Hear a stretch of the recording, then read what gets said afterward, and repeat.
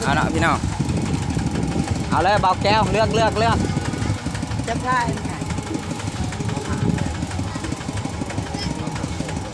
ก็ขอโทษขออภัยนำลายๆเด้อพี่น้องเพราะว่าเบาเว้ยกับข้ามือนำกล้องอยู่สังเกตซีซอยเพิ่นอยู่ดอกจับให้นะอะไรเตะปิดประตูหน้าโอ้ซอยมันเดียวเบอร์ผมมาสอยเลยเป็นกาหัดเฮ็ดคลิปใหม่พี่น้องเลยเป็นหัดเฮ็ดคลิปใหม่เป็นว่าเป็นอยากเฮ็ด YouTube พี่น้อง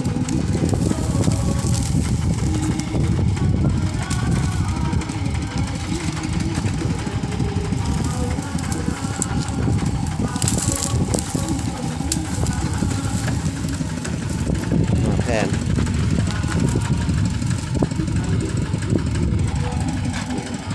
สบายดี โอเค ครั เนาะ บ พี่น้องสบายดี โอเค ในที่สุดก็แล้วเนาะพี่น้องโดยไปเร็วเฮ้ยเดี๋ยวหาได้ยาเด้อได้จะหมดได้น้อยเอาคลิปนี้ก็บ่มีอย่างไรเนาะพี่น้องก็ขอกล่าวคำว่าสบายดี